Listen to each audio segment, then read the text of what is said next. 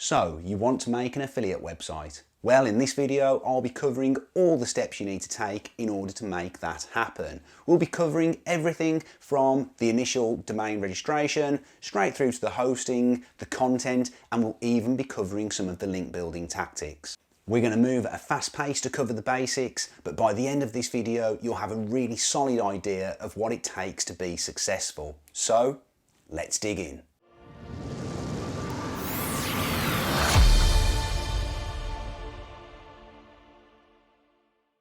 Welcome to the Affiliate School, the channel designed to take you to the next level in your affiliate journey. And this video is very much aimed at beginners, but don't worry, for those of you who already have an affiliate site, I'm going to be talking about my processes and I'm sure there will be a ton of value for you too.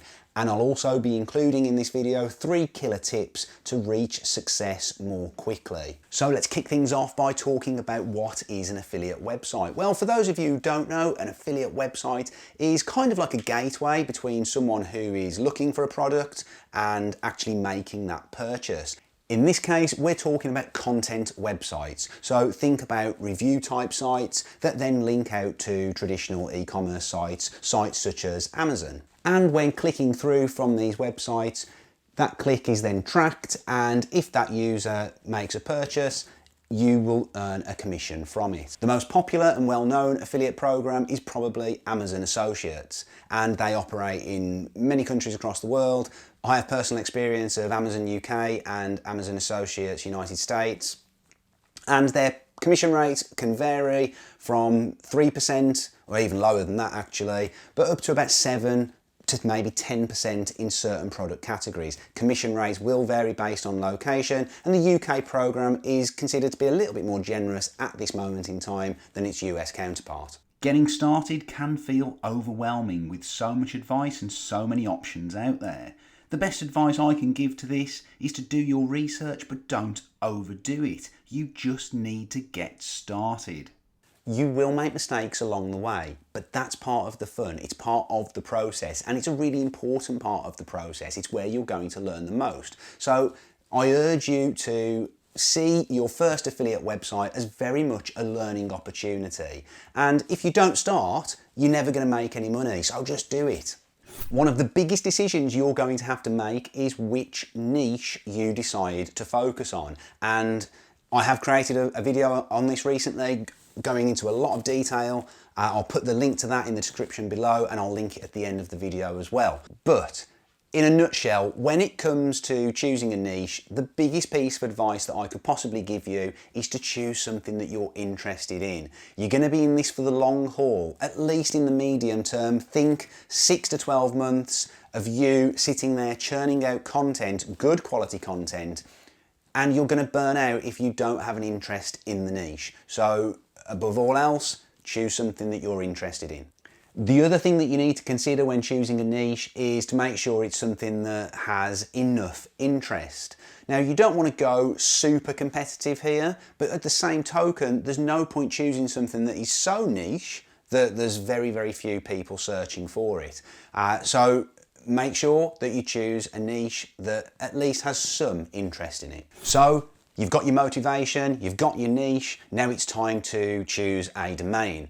And when it comes to setting up a new website, you really have 3 options. You can either go for a brand new domain, you can decide to buy a website that already exists and is already making some money. You could buy that from an auction site such as Flipper or Empire Flippers, something along those lines, or you could go for an expired domain.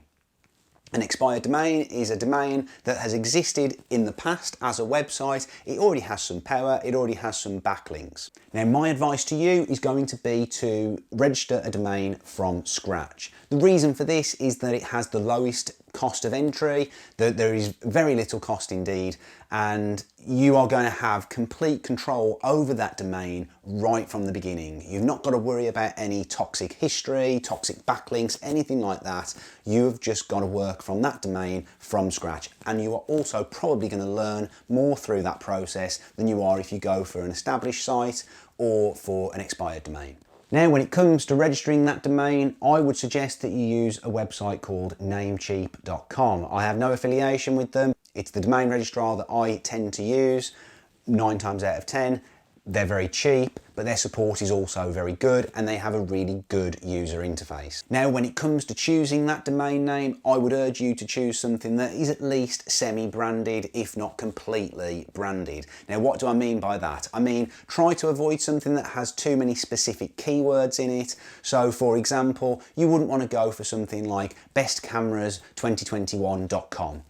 One, it's far too specific on that best cameras keyword. You're gonna struggle with that as you start to build out other content further down the line. And secondly, it's got the year in it. And what are you gonna do when it turns into 2022?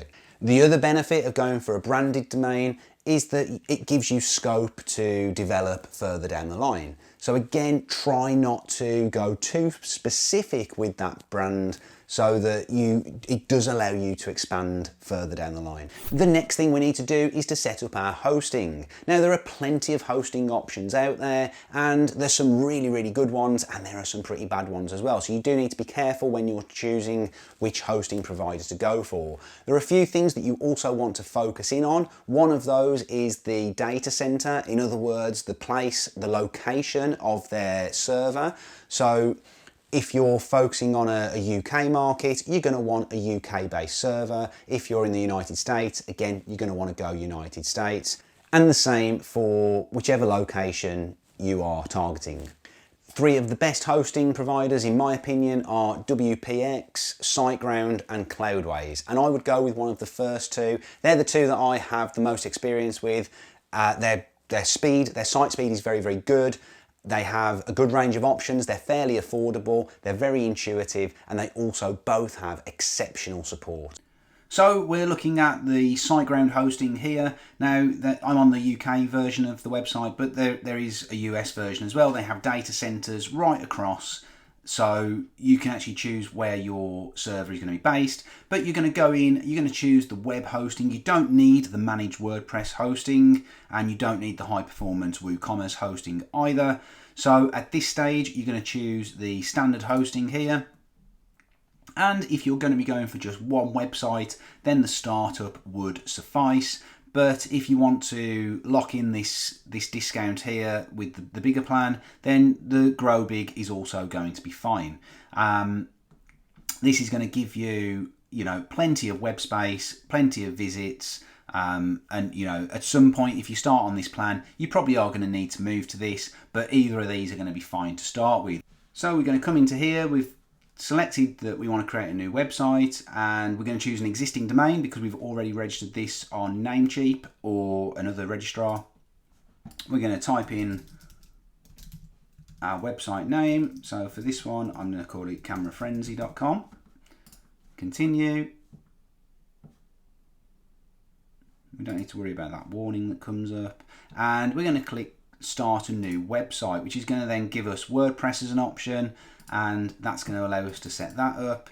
We're going to pop the details in, and we're going to continue. And we don't need this site scanner necessarily.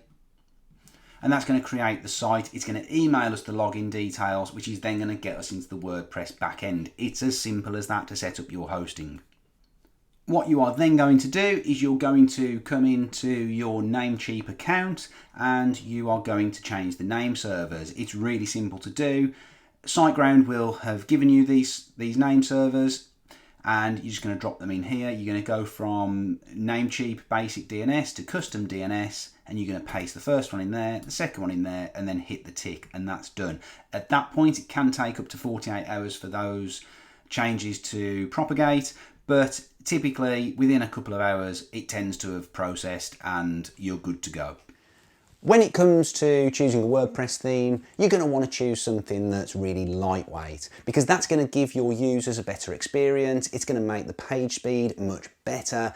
So it's also going to be good from an SEO point of view. Now, my advice when choosing a WordPress theme would be to go for something like GeneratePress using Generate Blocks. That's going to give you a nice balance between page builder experience, but also lightweight code with not too much bloat.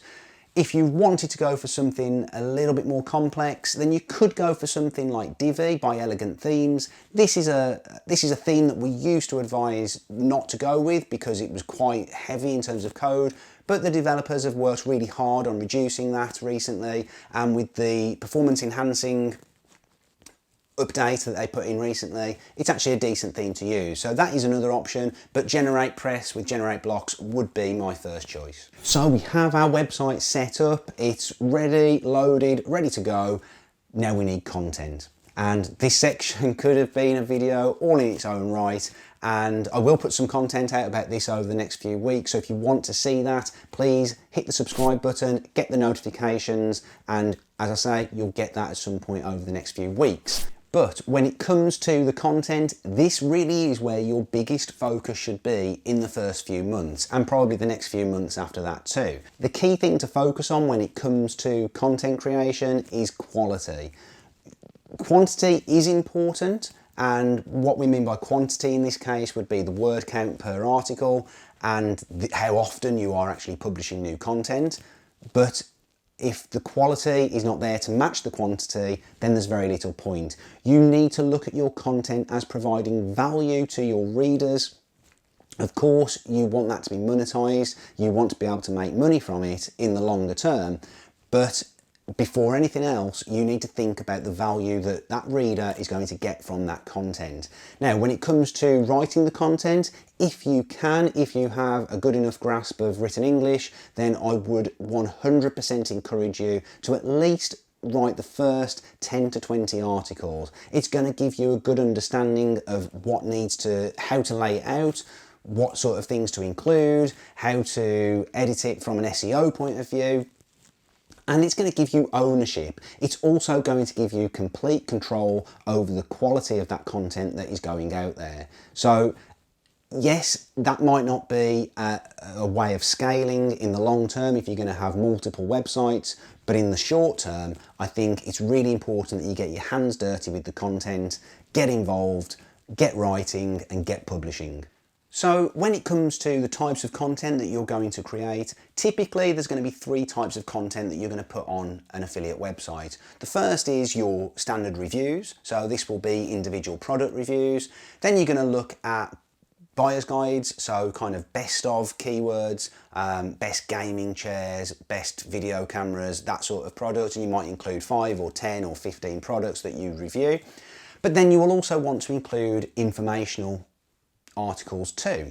This is going to add relevance to your website, it's going to add more authority overall, and it's also going to show Google that you're not just all about monetization, which when it comes to ranking and staying well ranked for the long term, that's a really important thing to do. And I would advise you, for every 1 monetized article, so for every review or every buyer's guide, you include 1 informational piece to go alongside it. When it comes to how you write these posts, whether you do them as posts or pages, it doesn't really make any difference in the eyes of Google. So you choose what works best for you. Pages tend to give you a little bit more control over things like the URL structure, but posts work quite well in terms of how they display on the website in blog grids, blog sliders, category pages, and that sort of thing. So you go with what works for you. One way to do it is to look at using posts for things like buyer's guides, and then for maybe reviews, using the pages approach. Another tip when it comes to producing your content is to not duplicate your content ideas. What do I mean by this? I'll give you an example. If you had a website that was focused around sleeping or pillows or something like that, and you were going to put a post together that focused on best pillows for side sleepers, you wouldn't then go and create a second piece of content that was best pillows for female side sleepers, because it's too closely related. What's going to happen is in the search results, they're going to cannibalize each other, and you'll probably end up finding that neither of them will rank. In the 1% of cases, you might find that you get both ranking, and that's brilliant, but for the most part that won't happen, and it will just cause you problems. So try and avoid that. Instead, utilize that content. You might have already created the first post. If you're then going to add a piece of content around the pillows for female side sleepers, incorporate it into the existing article. And lastly, when it comes to content, it's all about consistency. It gives your site momentum. It shows Google and your users that there is fresh content coming in on a regular basis, and there's no hard or fast rule in terms of how often you do upload. I have found really good success with 1 to 2 new pieces of content per week, certainly in the early days. When your website becomes more established, the chances are that you're not going to need to publish content that often, but I would still like to drip content out on a once per week basis, or at least 2 to 3 times a month.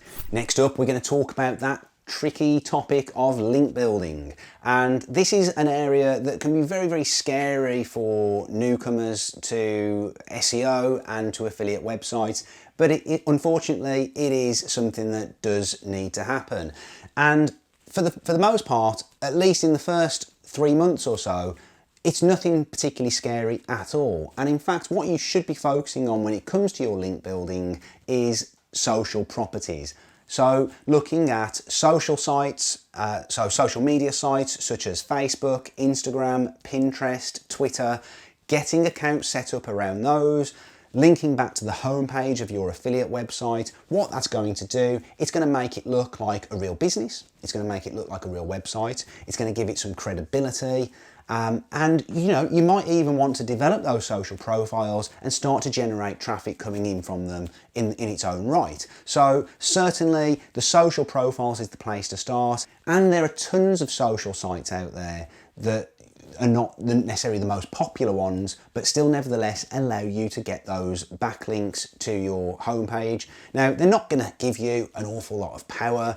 Most of them are going to be what are called no-follow links, but Google will still be aware of them, and it's only going to help your brand. One of the first things that you're going to look to rank for when it comes to your affiliate website is the brand name of your website. So if it is a brand, then we want to be able to show up for that. And this technique is particularly going to help in that regard. Now, at some point, we are of course going to need to attract other backlinks. And for this, we're going to be looking at backlinks from sites that are relevant to the niche, that have good traffic, and also rank for maybe some similar keywords to what we're looking to rank for as well. They are the holy grail of backlinks that we're going to be looking for. Now, that's not an easy task, but if you've done everything that we've talked about so far in this video, it's going to make that task a lot easier. Why is that? Well, websites want to link to high quality websites. How are you going to show that you've got a high quality website? You're going to do it through the content that you have on the site. So if you've written high quality content and you've made it look nice and you've given real value to your readers, then other sites are going to be more likely to link to you.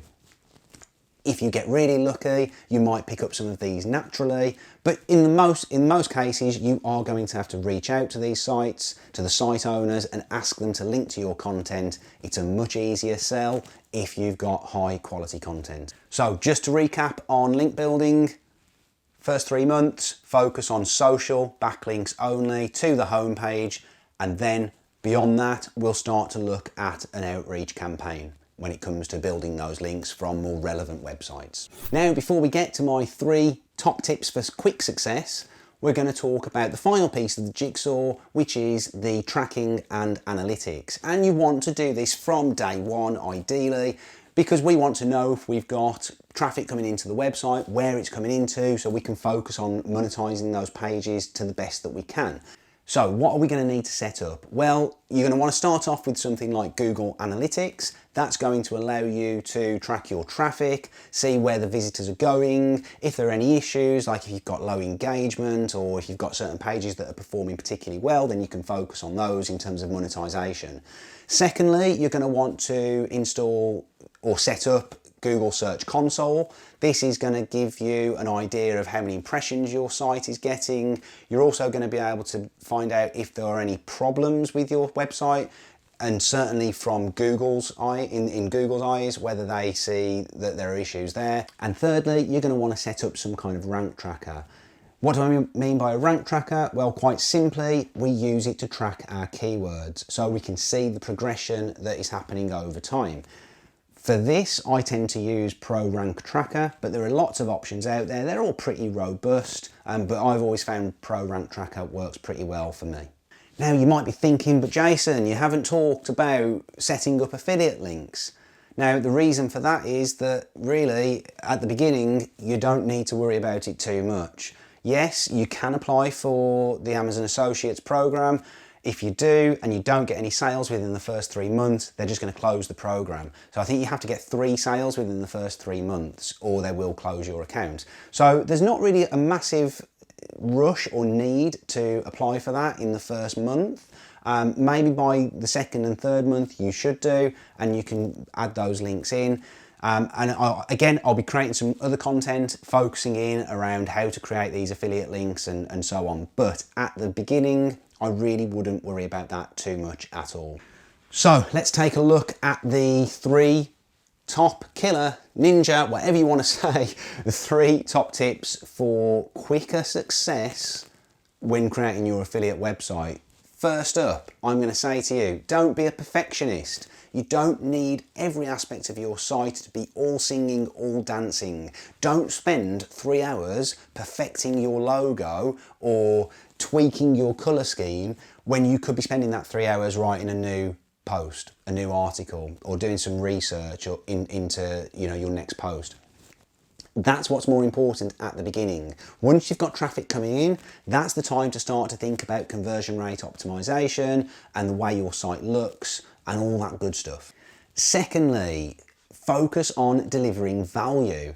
What do I mean by value? I mean, be honest, be open, be transparent. Yes, you are an affiliate site. You do have to disclose that you are promoting affiliate links. But that doesn't mean your content can't be high quality. And actually, most people will happily click on a link if you disclose that you're an affiliate, if they feel that they have had good value from that content. So focus on providing value in everything that you do, but particularly in the content that you create. And my third top tip is, once you have traffic coming in and decent traffic, then start to look at conversion. Now, it's important that you don't do this too soon because this can become a bit of a time suck, but you are going to want to split test things. And one of the biggest things that you can do to increase your conversion rate is to use tables. So comparison tables, top 3 tables, that sort of thing. Put them fairly close to the top of your content, not right at the top necessarily, but maybe a paragraph or 2 paragraphs in. And they will convert if you get them set up right. I'll put a link in the description below to a really good piece of software that I use. It's pretty lightweight, it's very intuitive, it looks really good, and most importantly, it converts really well.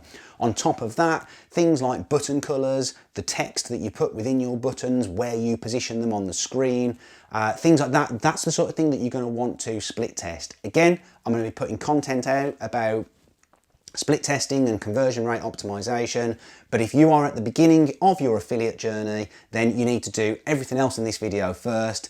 Make sure you subscribe, so then when you do come back, that content is there ready for you to go to that next step. But before you run off and register that new domain, make sure you check out my niche selection video. It's about 25 minutes long, it's pretty in-depth, but it's going to give you a really good overview of what to look out for when choosing your niche. Yes, it is going to be one that you're interested in, but there's a few other things to think about too, so make sure you check that out before you go.